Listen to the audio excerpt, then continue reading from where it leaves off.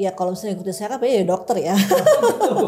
Gitu karena kan saya juga punya beberapa klinik gitu kan. Jadi kan ada penerus lah ya kepingin seperti ya kalau dari hati yang paling dalam sebenarnya. Tapi kan namanya cita-cita itu nggak bisa dipaksakan juga, harus dengan passionnya juga gitu kan. I promise you guys, kayak it's not that hard. Like it's kayak gak terlalu, it's not that far from you.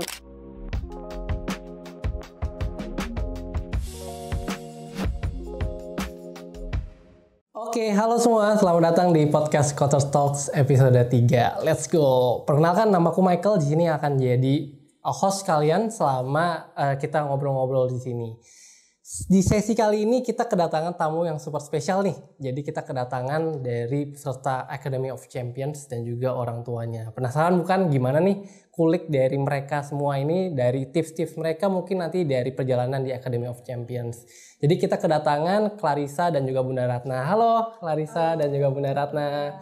Terima kasih ya udah datang di Scotters di episode kali ini. Jadi nanti kita mungkin akan ngobrol-ngobrol nih tentang perjalanan Clarissa dan juga peran dari Bunda Ratna terhadap Clarissa sendiri ya untuk kedepannya. Gitu. Mungkin boleh perkenalan singkat dulu ke penonton Scotters nih. Mungkin dari Bunda Ratna dulu boleh? Ya halo, assalamualaikum warahmatullahi wabarakatuh. Saya dengan Bunda Ratna, bundanya Clarissa. Saya seorang dokter spesialis dermatologi, venerologi dan estetika. Saya juga dokter hukum. Saya menempuh juga S3 hukum dan saya juga berpraktek di 3 tempat, yaitu di 2 klinik saya di Ciracas dan Bintaro dan 1 rumah sakit di Bekasi. Oke, terima kasih. Mungkin dari Clarissa boleh perkenalan singkat dulu. Halo semuanya, aku Clarissa, aku peserta Academy of Champions, aku peraih honorable mention di International Physics Olympiad dan Asian Physics Olympiad. Oke, thank you ya Clarissa dan Bunda Ratna ya. Mungkin kita ngomongin tentang AOC bentar kali ya, kan AOC baru banget selesai kemarin ya. Mungkin setelah AOC selesai ini ada perasaan gimana gitu nggak sih Clarissa setelah selesai? Bisa dibilang agak overwhelming ya, karena tiba-tiba ada platform sosial media dan kayak banyak orang gitu. Tapi kayak ya setelah AOC tuh aku dapat juga kayak banyak kesempatan dari ruang gurunya juga, dan kayak misalnya ke Champions World terus final watch party di mana aku kayak sempat presentasi sendiri kan, itu kan kayak kesempatan yang besar. Dan aku juga hangout sama teman-teman baru aku itu kayak seru banget. So setelah AOC sih sebenarnya ya di bawah senang aja. Senang aja ya. Oke, kalau dari Bunda Ratna sendiri ngeliat ada perubahan gitu sih dari Clarissa setelah ngikutin AOC ini? Ya alhamdulillah sih banyak perubahannya ya, yang lebih percaya diri gitu ya, public speaking yang lebih bagus. Karena kan dari AOC juga banyak diundang jadi narasumber juga ya untuk motivator gitu ya, untuk prestasi-prestasinya Clarissa juga gitu ya. Dan yang pasti perubahan signifikan di media sosialnya juga ya, langsung melonjak tuh followersnya juga. Dan yang pasti juga kalau misalnya di mall banyak yang minta foto Clarissa gitu, seperti itu sih yang perubahan signifikannya. Oke, menarik Bunda Ratna ya. Jadi mungkin di sini aku penasaran juga nih dengan Bunda Ratna, kan pastinya kesuksesan Clarissa sekarang nggak lepas dari pengaruh dari Bunda Ratna sendiri kan ya, gimana cara Bunda Ratna ngebimbing Clarissa dan lain-lain itu. Dan tadi Bunda Ratna kan seorang dokter nih sebetulnya kan ya, dan menjadi dokter itu banyak kegiatannya, jadwalnya padat gitu ya Bunda. Jadi dari Bunda Ratna sendiri tuh gimana sih ngebagi waktu antara memang pekerjaan juga dengan keluarga, khususnya mungkin untuk Clarissa sendiri gitu? Ya mungkin sedikit cerita ya, backgroundnya tuh kan banyak orang juga nanya tuh ya, Clarissa tuh kok bisa pinter gitu ya, orang banyak bilang kok bisa jenius seperti itu. Gimana sih cara mendidikan, tapi pasti kan nggak instan ya. Mungkin dari masa kehamilan saya dulu, kan saya memang pas hamil Clarissa saya pas lagi mengambil pendidikan program dokter spesialis dan S2. Nah pas saya dapetnya itu kan di Fakultas Kedokteran di Universitas Hasanuddin di Makassar. Nah di sana tuh kan memang asupannya bagus ya, kayak misalnya ikan-ikanan ya, kayak daya lautnya tuh ya, kayak seafoodnya gitu kan bagus untuk perkembangan otaknya. Pada saya waktu hamil Clarissa gitu, kayak untuk omega 3-nya, DHA-nya dan lain sebagainya. Lalu juga mau nggak mau kan jadi ikut belajar dalam kandungan ya, saya kan pas lagi dokter spesialis kan menuju ke situ ya, saya kan banyak tesis ya, banyak juga jurnal-jurnal seperti itu. Nah setelah itu saya kembali ke Jakarta ya. Dari Makassar pun juga waktu kecil pun juga karena sudah saya masukin seperti Montessori gitu ya, ada Bambini Montessori seperti itu yang supaya kan Clarissa nggak bosen gitu, jadi udah bergaul sama teman-temannya, usianya mungkin masih sekitar 3 tahun ya 2-3 tahunan seperti itu kan. Karena kan kalau hanya di TV sama babysitter gitu kan bosen gitu kan, karena kan ayahnya tuh kerja di Jakarta, jadi paling sebulan sekali mengunjungi kami, 2 minggu sekali gitu ya. Jadi memang saya masukkan langsung ke sekolah-sekolah preschool gitu ya, jadi supaya main-main sama teman-temannya yang enjoy gitu. Dan sekolah itu juga belum yang setiap hari, masih seminggu 3 kali seperti itu. Nah kembali ke Jakarta lalu ya udah mulai pendidikan playgroup gitu ya. Terus saya juga masukkan ke dalam sekolah-sekolah Islami gitu, dari mulai playgroup ke TK, SD seperti itu. Jadi memang basicnya saya untuk kuat agamanya Clarissa seperti itu gitu. Nah lalu berjalan ke SMP negeri dan SMA-nya di MHT Muslim Tamrin seperti itu. Berarti waktu itu pada saat awal-awal ya Bunda ya, mungkin pada saat masih Clarissa masih SD mungkin ya, atau SMP masih kecil lah ya gitu. Dari Bunda Ratna sendiri tuh ada semacam kayak strategi khusus nggak sih? Mungkin kayak aku pengen ngebentuk Clarissa kayak gini nih gitu. Atau emang ini berjalan mengikuti alur aja nih Bunda? Iya, saya kan juga lihat kemampuan dan matematikanya juga bagus ya. Jadi dari preschool itu juga saya masukin ke Kumon gitu. Walaupun ada teman-temannya masih kecil udah berat-berat gitu. Tapi kan saya udah lihat potensinya Clarissa nih, kayak matematikanya tuh jago gitu ya. Karena kan suka menghitung segala macam. Saya masukin ke Kumon padahal masih playgroup tuh. Nah, playgroup sampai ke SD saya masukin ke Kumon seperti itu.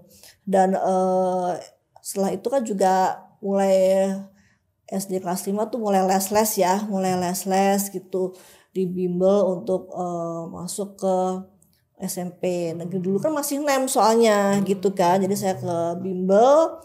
Ada juga bimbel yang maksudnya yang datang ke tempat bimbel gitu ya, seperti ke ruang guru seperti itu. Ada juga bimbel yang private di rumah gitu. Ada juga.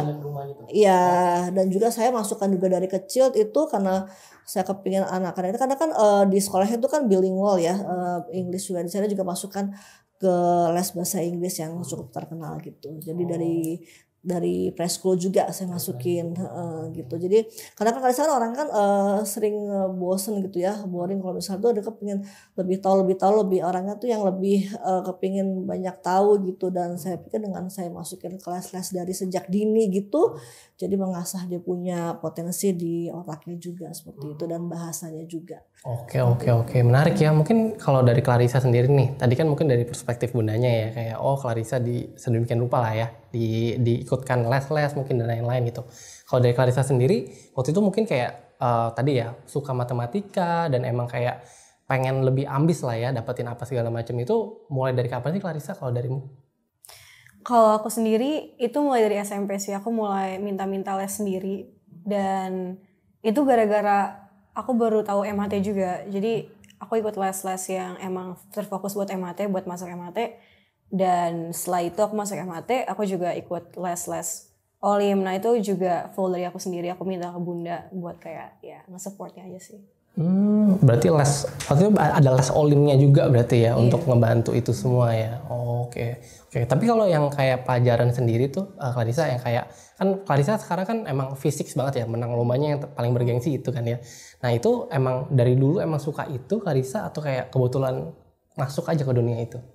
Jujur kayak secara sadar gitu enggak ya dari dulu, tapi setelah aku pikir-pikir lagi make sense juga aku masuk fisika. Karena aku dulu kalau pas pulang sekolah dari SD tuh aku suka bikin sesuatu yang gak jelas ya, kayak teknik-teknik gitu lah. Iya. Jadi kayak dari box gitu, cardboard, anything like that, itu aku suka bikin. Jadi kayak kalau dipikir-pikir lagi make sense juga sih aku terjun ke fisika. I see, oke. Mungkin kalau dari Bunda ngelihat pada saat mungkin masih kecil juga ya, ada nggak sih habit unik gitu yang dari Clarissa emang keluarin gitu waktu itu? Atau masih normal-normal? Uniknya sih waktu itu pernah aja lomba mewarnai kayak gitu ya, lomba mewarnai. Dan dulu tomboy banget anaknya. Dulu zaman dulu tuh kartun Ben 10, tau kan? Yang dipencet itu ya? Iya, nah itu dari segala aksesoris dan semua itu, kaos semua itu, sampai les di Kumon itu dikatain dulu kan panggilannya Aurel ya. Aurel. Kan Clarissa Aurel dan Saputra kan. Terus Aurel tuh dipikir Aurel yang Ben 10 ya gitu. Dan itu memang tomboy. Nah udah gitu mungkin karena karena suka kartun-kartun begitu, jadi dia mungkin imajinasinya tuh kan kayak membuat sesuatu. Kadang-kadang ada kardus bekas gitu ya, dibikin-bikin apalah gitu. Pokoknya ada sesuatu hal yang banyak dibikin-bikin sama dia. Udah saya sih ini aja, support aja gitu. Tahu juga imajinasinya kan masing-masing anak juga berbeda. Saya pun juga dulu punya imajinasi dulu, suka gambar-gambar gitu kan. Kalau saya suka bikin-bikin kayak mobil karavan gitu sebagai rumah impian kayak gitu-gitulah, kayak gitu-gitu kan, kayak punya teman imajinasi juga seperti itu gitu. Jadi ini. Dan satu hal lagi mengenai yang olimpiade, memang sekolah MHT ini kan Mausud Tamrin ini memang 3 kurikulum.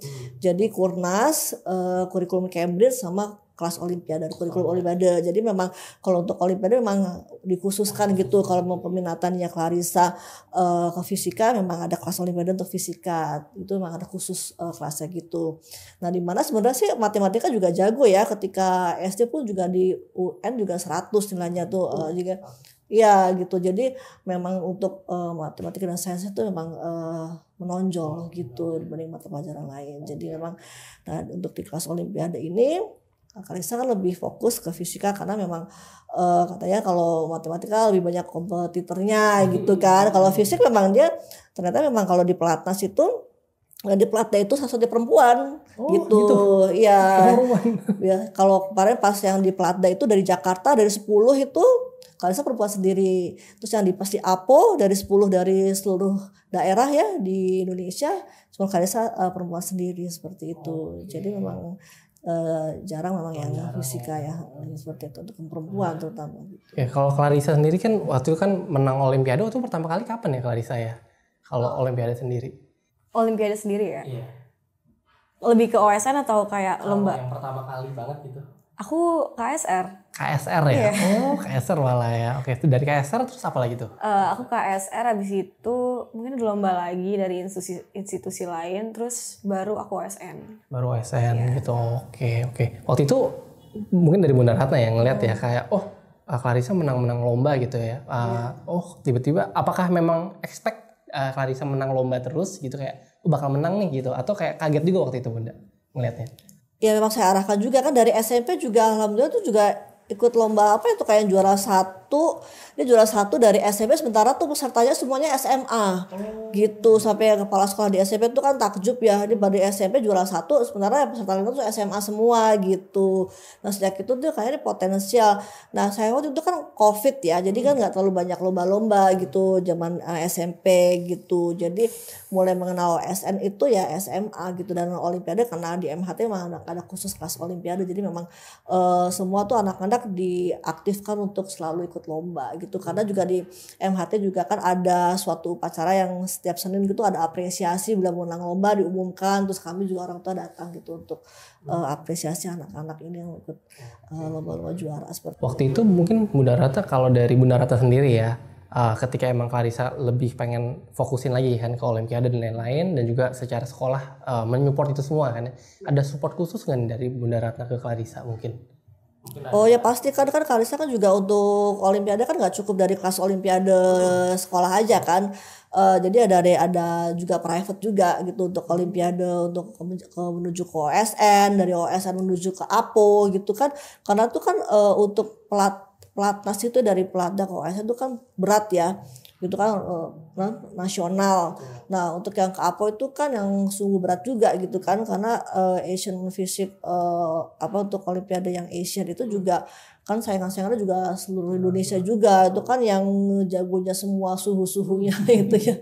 Fisika juga ada khusus juga gitu, kita masukkan ke dalam kelas atau kayak pelatihan khusus lah untuk, karena kan kalau untuk eksperimen gitu kan memang di sekolah nggak terlalu diajarkan secara detail, tapi kalau di pelatihan itu kan detail gitu untuk percobaan-percobaan yang akan diujikan di OSN juga ada juga kan 2 lomba ya, jadi untuk yang eksperimen sama yang teori seperti itu, jadi memang harus ada pelatihan khusus. Ya. Mungkin ngomongin olimpiade ya Clarissa, dari Clarissa sendiri ada nggak sih momen yang kayak lumayan berkesan gitu saat emang perjalanan olimpiade ini gitu? Apakah memang kayak yaudah aku belajar terus aja gitu ngikutin alur, atau memang kayak ada semacam mungkin apa ya berkesan banget lah buat Clarissa? Yang paling berkesan dalam dunia Olim tuh emang aku ke Iran sih, itu kayak wow banget. Tapi kalau dalam prosesnya itu aku kan dulu juga wakil ketua OSIS ya. Jadi aku tuh Olim tuh pelatihan ke Tangerang tuh bolak-balik Jakarta biar buat rapat. Itu kayak apa ya? Seru aja sih, kayak lebih nge-challenge time management juga, dan ya ini lebih ke responsibility juga kan. Jadi itu mungkin berkesan juga karena secara akumulasi gitu. Dipikir-pikir proses aku tuh bukan cuman belajar tapi juga ngurusin OSIS dan lain-lain. Jadi kayak nggak bisa terpisah lah bilang. Oke, menarik. Jadi mungkin next juga ya Clarissa ya kan, berarti sekarang Clarissa kelas 12 kan ya, dan bentar lagi nih mau lulus kan ya, dan mau S1 gitu. Kalau dari Clarissa sendiri udah ada rencana belum nih? Mau kemana gitu kuliahnya gitu? Aku sih, kan aku juga take A-levels. Jadi aku daftar ke UK, US, Aussie sama Singapura, 4 negara itu. 4 negara itu ya, oke. Dari Clarissa kenapa tuh mau pilih 4 negara itu? Ada alasan khusus nggak nih gitu? Mostly universities di 4 negara itu kan kayak top semua ya. Jadi that's mainly why aku pilih itu, dan ya environmentnya itu innovative banget menurut aku. Jadi that's why sih, lebih ke environmentnya. Menarik. Oke. Saya juga sebetulnya rencana nih pengen lanjut juga nih S2 sebetulnya Bunda, dan Aussie or England itu salah satu yang jadi apa ya, enak banget ya, tujuan yang paling utama gitu ya, karena mereka emang orang-orangnya atau environmentnya ini sekali ya, suportif banget gitu sih. Nah kalau dari Bunda Ratu sendiri kalau mengenai jurusan ya ataupun kuliah ya, universitas gitu, ada pengen spesifik khusus nggak sih untuk Clarissa ini sendiri, atau mengikuti Clarissa aja nih kemauannya? Ya kalau misalnya ikutin saya kan ya dokter ya. Gitu karena kan saya juga punya beberapa klinik gitu kan. Jadi kan ada penerus lah ya kepingin seperti ya, kalau dari hati yang paling dalam sebenarnya. Tapi kan namanya cita-cita itu nggak bisa dipaksakan juga, harus dengan passionnya juga gitu kan. Kayak misalnya kan Clarissa kan sebenarnya juga udah bisa mumpuni untuk masuk ke fakultas kedokteran karena juga eligible 1 sebenarnya, tapi kan karena mau ke PTLN dia ke luar negeri jadi dilepas eligible itu, karena juga alhamdulillah kan udah diterima di beasiswa Indonesia Maju juga gitu kan, jadi udah ada banyak support karena alhamdulillah kan berprestasi ya sampai internasional. Jadi kan ya saya kan mengikuti Clarissa saja kan, karena mau sekolah kan Clarissa gitu kan, jangan sampai kan semua itu terpaksa kan nggak sampai tujuan nanti, karena ada yang di tengah jalan nggak selesai gitu kan. Jadi ya saya mengikuti passionnya dia, karena memang kalau fisika dia kepengen ke elektro, kepengen ke spesifiknya ke robotik seperti itu gitu. Nah, isi elektro berarti kemungkinan jurusannya atau robotik ya. Kenapa tuh Clarissa? Kok milih jurusannya itu? Itu kan agak apa ya? Mungkin jarang ya orang yang ngambil itu sebetulnya ya. Sebenarnya dari kartun sih. Aku nonton kartun namanya Phineas and Ferb, itu kayak lebih ke building stuff gitu kan, dan aku kayak tertarik robotik karena apa ya, interesting aja gitu buat aku. Kayak aku lihat potensinya aja di dunia, dan lebih tepatnya aku lebih interested kayak ke soft robotics yang wearable technology gitu, karena aku lihat ada kreasi dari orang Indonesia juga. Dia tuh bikin kayak suit peristaltik dan fabrics gitu. Jadi kayak aku kayak oh ini interesting banget nih, dan aku juga mau kayak lebih ke entrepreneurship juga kan. Jadi kayak mungkin bisa jadi produk yang bagus buat kayak dunia healthcare atau edukasi gitu. Jadi I see, iya. Oh ya, mengenai ini juga, mengenai kedokteran ya tadi Bunda Ratna kan ke Clarissa ya. Dari Clarissa dulu pas kecil pernah diarahkan gitu nggak Bunda Ratna kayak Clarissa jadi dokter gitu, atau emang? Iya sering ajakin ke klinik gitu kan. Nih, tapi kan namanya anak kecil masih main-main kali gitu kan. Nah terus kan saya bilang gini, ya kak jadi dokter aja ya kayak Bunda gitu kan. Maksudnya Bunda ini kliniknya udah ini gitu kan, udah berkembang gitu kan. Ya udah nanti aku jadi ini ahli robotik Bu, nanti aku bikin robotnya buat Bunda gitu. Berarti emang dari kecil itu emang udah ini Bunda, emang pengen gitu ya sebetulnya? Enggak sih, ini baru-baru sekarang ini karena kan saya bilang kan udah mau penjurusan kan, udah mau masuk kuliah gitu kan, maksudnya kan udah harus jelas gitu kan tujuannya gitu kan gitu. Kalau dari dulu sih waktu kecil sih masih banyak hal yang explore ya kayak gitu. Karena kan juga banyak kakak-kakak kelasnya juga yang sebenarnya medalis fisika juga lanjutnya ke FK gitu, ke kedokteran banyak juga. Jadi udah 2 angkatan ini yang medalis fisika tuh yang ke kedokteran gitu. Tapi ya kan saya bolak-balik yakinkan gitu kan, karena mengenai yang eligible ini kan harus jelas gitu kan, dan masuk ke PTLN gitu, karena ada beasiswa Indonesia Maju juga gitu, seperti itu. Oke, nah mungkin Clarissa kalau sekarang boleh ceritain nggak ya kayak persiapanmu gimana nih, udah sampai mana sebetulnya untuk rencana tadi yang Clarissa pengen gitu sebetulnya?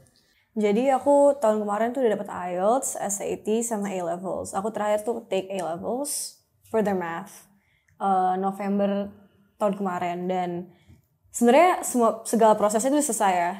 Tinggal nunggu LO aja dan kabar dari univ-univnya.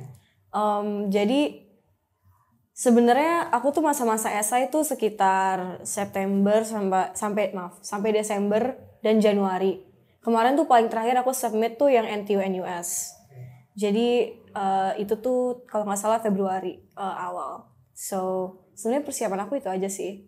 Oke, ada yang IELTS. Fun fact katanya kalau aku denger ya, IELTS-nya Clarissa 8 ya. Benar ya Clarissa ya? Iya. Dan juga ada fun fact juga katanya kalau Clarissa mungkin karena environment-nya banyak yang ngomong Inggris ya, jadi lebih enak ngomong Inggris sebetulnya. Iya, sebenarnya ya. Kan ya. Nah, boleh nggak sih kayak Clarissa kasih tips-tips gitu ya, mungkin tentang IELTS ataupun bahasa gitu ya ke teman-teman yang emang, aduh aku pengen belajar IELTS, tapi kayak aku bingung gitu.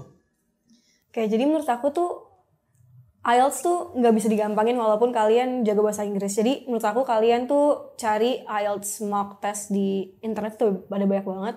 Kalian bisa belajar di situ. Menurut aku IELTS tuh lebih ke latihan aja sih. Dan mungkin ada tips and tricks di YouTube yang kalian bisa nonton. Dan setelah itu untuk speaking juga ya, itu mendingan kalian suka ngomong sendiri aja. Dan untuk kayak in general untuk improve English kalian, menurut aku ya konsumsi banyak media berbahasa Inggris dan kurang-kurangin kayak subtitle gitu sih. I see, oke. Itu cukup efektif berarti ya di Clarissa ya. Dan menurut aku juga ya cari teman yang suka bahasa Inggris. Cari teman ya, oke. Environment-nya emang harus cari yang mendukung juga lah ya tentang Inggris ya, oke. Kalau dari Bunda Rata sendiri tentang bahasa ini sendiri, memang dari kecil sudah diajarkan Inggris atau memang kayak karena environment-nya aja Bunda di sekolah? Memang Inggris ya, karena kan juga saya leskan di EF itu dari kecil, dari sebelum preschool ya, dari zaman belum bisa baca bahkan dia belum bisa. Iya, saya ini sampai kali saya suka ini kan, kadang-kadang dia suka ya mut-mutan masih kecil ya gitu kan, kadang-kadang suka mudi mau ke les gitu kan karena ini. Jadi memang saya biasakan untuk bahasa Inggris juga seperti itu, karena memang basicnya juga dari playgroup juga yang bilingual juga gitu. Saya pilih sekolah selain juga basic dari agamanya juga gitu. Dan sama juga kayak Adika juga sama seperti mereka juga kadang-kadang selalu menggunakan bahasa Inggris gitu kan, karena kan kalau saya di asrama ya, jadi kan paling ketemunya kan 2 pekan sekali kalau misalnya ketemu adiknya seperti itu. Oke. Berarti memang apa ya, pemilihan pendidikan sejak dini ini memang lumayan penting banget ya Bunda ya. Kalau dari Bunda sendiri ngelihat kalau misalnya untuk memilih sekolah ya dari kecil itu ada kriteria khusus nggak sih Bunda? Gitu kayak mungkin waktu itu pada saat emang pengen nyokolain Clarissa, oh aku pengen sekolah yang kayak gini misalkan. Ada nggak tuh dulu Bunda? Iya, ada kriteria ya, misalnya harus seperti yang bahasa Inggrisnya juga ada gitu ya, selain juga bahasa Indonesia juga, dan dari sisi agamanya juga, jadi kan semua balance gitu ya, gitu. Bahkan dulu sebelum ini juga pas preschool yang benar-benar preschool waktu kecil banget ya, waktu di Makassar juga tuh full English gitu. Jadi memang udah basicnya udah saya sekolahin ke yang bahasa Inggris juga gitu, seperti itu. Cuman kan kalau misalnya ada yang di sekarang ini kan belum ada yang mumpuni semuanya, ada 3-3-nya gitu kan. Jadi ya saya di Global Islamic School itu sih untuk yang dari playgroup, TK, SD gitu. Baru setelah itu baru ke SMP negeri ketika itu, karena dulu kan masih ada NEM ya, masih ada ujian nasional tuh dilihat untuk masuk ke SMP negeri, belum ada zonasi seperti itu. Jadi masih objektif gitu kan, untuk masuk sekolah yang unggulan seperti itu gitu. I see. Oke, menarik. Mungkin kalau dari Bunda Rata sendiri nih, kan bentar lagi kan Clarissa juga udah mau kuliah kan ya. Mungkin ada harapan khusus nggak nih buat Clarissa? Mungkin untuk kedepannya gitu ya. Kalau kuliah nanti mungkin kayak gini gitu, atau emang dari Bunda membiarkan udah Clarissa mengikuti impiannya aja sedemikian rupa gitu mungkin. Ya saya juga ada tips dan ini juga ya tipsnya juga kan, karena kan saya juga cari yang bagus ya, kalau misalkan yang 20 besar dunia seperti itu kan, yang pilihan-pilihan kampus-kampusnya yang unggulan gitu. Jadi saya sampaikan ke Kalisa juga, semangat Kalisa untuk masukin untuk dapetin loas banyak-banyaknya gitu. Dan nanti kan kita ambil yang terbaik yang seperti itu, yang sesuai dengan passion dia juga, tapi tetap saya arahkan gitu kan, karena kan harus lihat juga kan kampusnya seperti apa, situasi dan lingkungan seperti apa gitu kan, karena kan juga harus melatih kemandirian. Nah, makanya saya juga sangat support kan ketika saya tuh tahu MHT itu dari pasien saya ya, waktu dulu kan MHT kan udah cukup terkenal kan sebagai sekolah unggulan gitu ya, yang berasrama gitu, karena kan saya tuh tahu anak ini kan mau keluar kayaknya dia, saya udah punya gambaran ya visinya ke depan. Jadi memang saya harapan dan berdoa terus gitu ya supaya Clarissa tuh diterima di MHT ini, karena berasrama jadi udah mulai kemandirian tuh sejak SMA gitu kan lumayan 3 tahun ya dengan asrama itu kan sangat mendidik dia juga untuk supaya mandiri seperti itu. Jadi nggak kaget gitu kita mesti going abroad gitu kan ke luar negeri, tiba-tiba yang kalau biasa dari pulang pergi ke rumah kan pasti agak kaget gitu dengan situasional seperti itu ya. Kalau misalnya dia berasrama, dia bersosialisasi sama teman-temannya, sekamar kan bertiga, kadang-kadang untuk kelas 2 berdua, sekarang bertiga lagi gitu kan, udah mendidik dia ya dengan untuk bersosialisasi juga seperti itu. Oke, mungkin saya mau balik lagi ke Clarissa nih. Kan Clarissa untuk emang rencana kuliah ke luar negeri khususnya S1 ya, itu sebenarnya lebih susah sebetulnya kalau pengalaman dari Scholars ya, daripada S2 gitu, orang-orang yang S2 gitu. S1 tuh lebih susah karena dari mungkin kurikulum di Indonesianya mungkin yang agak sedikit berbeda, dan juga environment-nya juga yang berbeda kan. Nah, kalau dari Clarissa sendiri nih ngelihat ya persiapannya secara end to end gitu, dari Clarissa, menurut Clarissa nih, itu tuh yang paling bikin Clarissa bisa terus maju itu karena memang environment-nya, atau emang karena emang ada impian dari Clarissa sendiri gitu, pengen ke sana gitu? Menurut aku sih impian aku sendiri ya, karena apa ya, aku punya internal motivation sendiri yang emang aku ditanamin dari aku kelas 10. Tapi secara tidak langsung juga environment aku kayak kan juga apa ya, anak olim, terus anak-anak yang apa ya berprestasi gitu juga secara tidak langsung juga nggak support aku gitu. Dan aku juga punya banyak teman yang emang mau ke luar juga, dan ya saling support aja gitu pas bikin esai, saling support dan lain-lain. Dan menurut aku itu juga membantu juga buat aku untuk kayak lanjut aja gitu, nggak stop di situ aja. Nah, kalau ngomongin esai itu Clarissa, waktu itu tuh dari kamu belajarnya atau ngebuatnya itu bareng sama teman-teman itu aja, atau ada strategi khususnya Clarissa? Aku lebih nggak strategi khusus sih, mungkin nggak ada, tapi aku ya lebih ke fokus aja gitu esai itu selesai hari ini, kayak apa ya, jangan ke distract aja, karena kan kalau ide-ide esai itu munculnya tuh nggak tahu kapan kan, dan kalau ada distraksi gitu jadi malah nggak fokus dan esainya jadi nggak kayak sesuai ide yang sebelumnya. Jadi menurut aku untuk esai sendiri, kalau kalian punya ide langsung tulis aja gitu. Oke, menarik Clarissa. Jadi mungkin kita nanti akan bahas lebih lanjut ya tentang detailnya perjalanan Clarissa ya, lebih detail lagi gimana sih cara Clarissa bisa achieve itu semua, dan juga nanti boleh kasih semacam pesan-pesan nih ke penonton Scholars gitu ya. Nah, mungkin kita bisa break dulu sejenak nih Bunda Ratna dan Clarissa, nanti kita akan coba bahas lebih lanjut. Dan untuk buat penonton Scholars Talk, kita akan lanjutkan lagi di segmen kedua.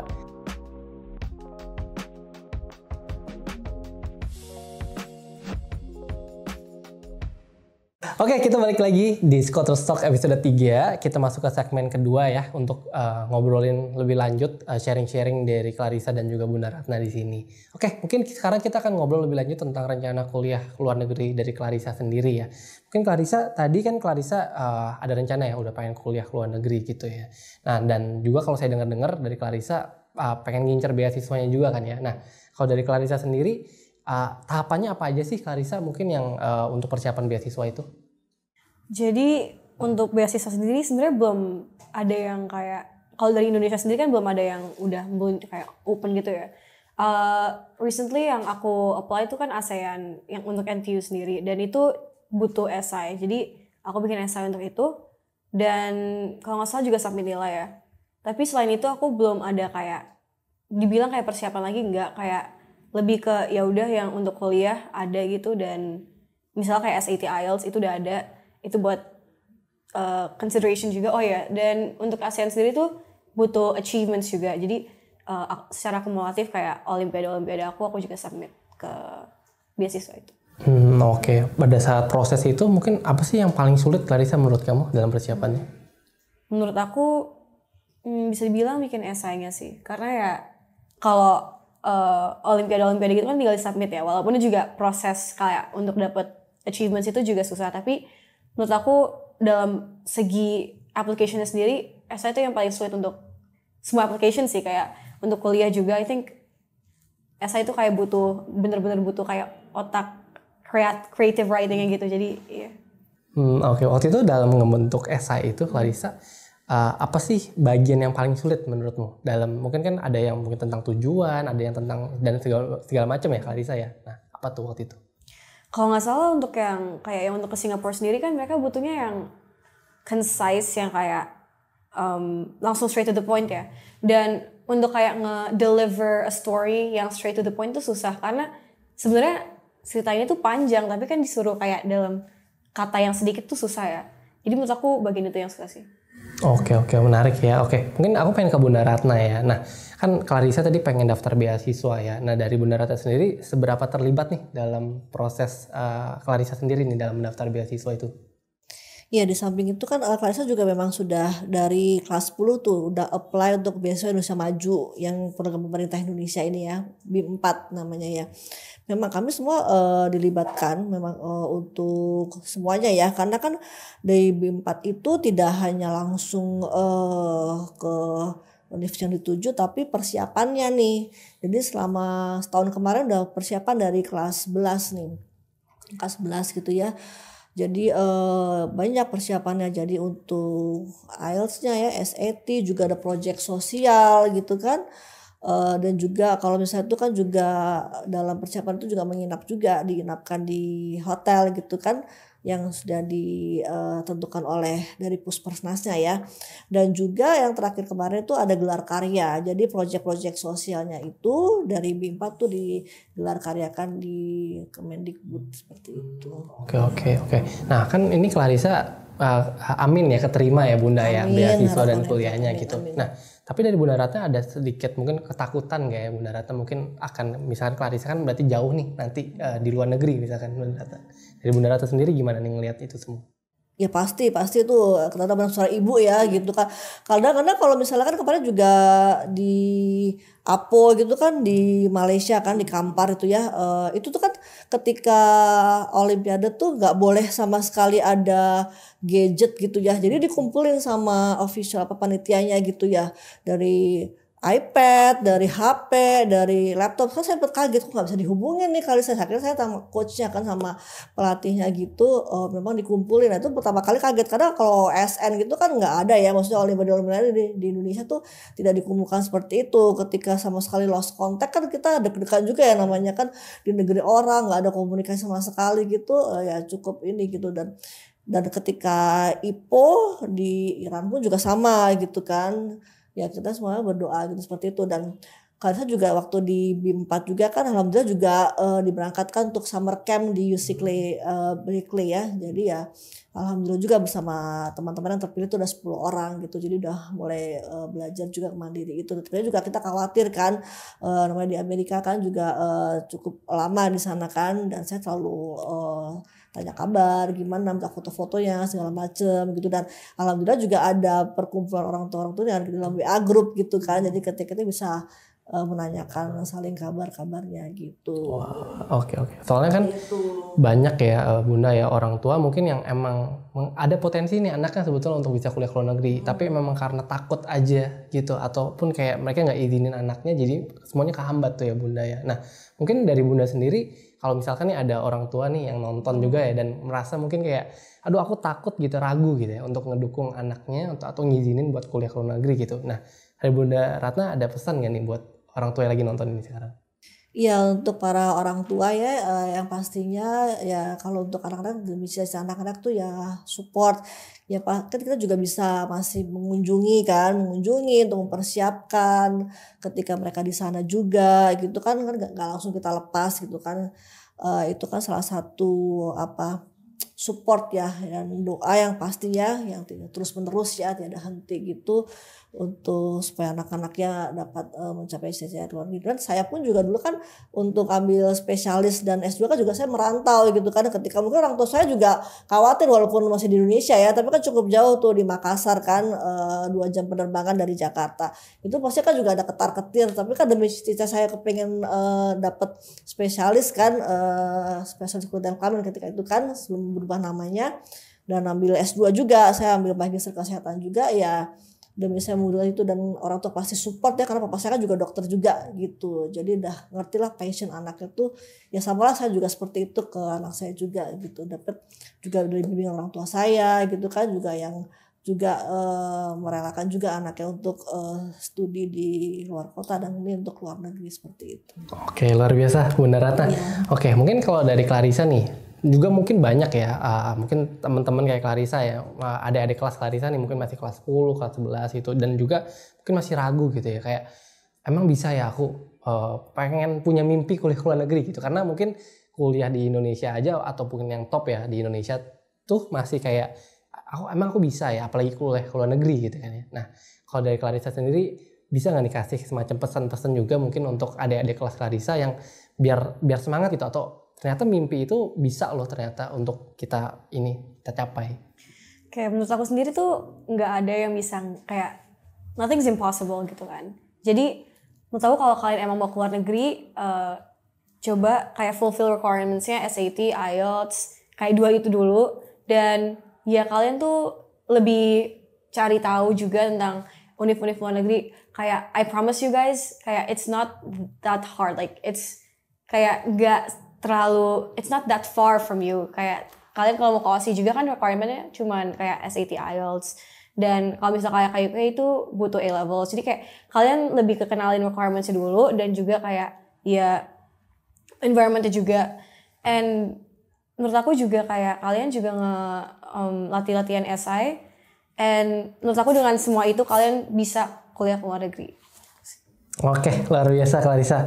Oke, ini sepertinya kita juga sudah mendekati akhir acara nih, Bunda Ratna dan Clarissa ya. Jadi poin pentingnya memang untuk Clarissa sendiri kan memang sudah mau melanjutkan ya kuliah ke luar negeri, dan kita doakan yang terbaik ya Bunda Ratna ya, agar bisa sukses selalu gitu.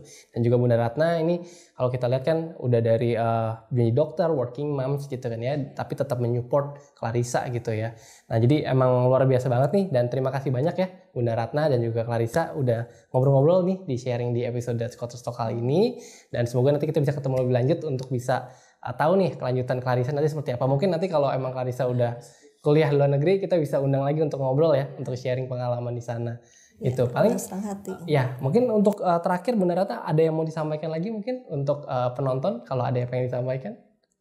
Ya, yang pastinya kalau untuk sisa anak kita mesti support ya, dan dengan apapun kondisinya gitu, walaupun misalnya kita harus berjuang untuk mendapatkan untuk beasiswa itu kan tidak mudah gitu kan, kita anak-anak kita harus berprestasi dulu gitu kan, ya memang harus seperti itu gitu, dan jangan putus asa gitu, karena untuk mencoba dan ada kegagalan juga gitu kan. Clarissa kan juga tidak selalu harus berprestasi terus gitu ya, ada masa-masa dia juga gagal gitu ya, ada masa-masa dia juga harus sedih gitu kan juga ya, tapi kan kita harus selalu support gitu, semangatin bahwa dengan ridho orang tua gitu ya, dan dengan jangan lupa dengan berdoa dan sholat gitu, insya Allah tuh semuanya akan berjalan lancar gitu. Dan bagi orang tua yang anak-anak kasih mau ke luar negeri gitu ya, harus disupport, dan itu mesti anak-anak kan diajak komunikasi dari awal gitu ya, dari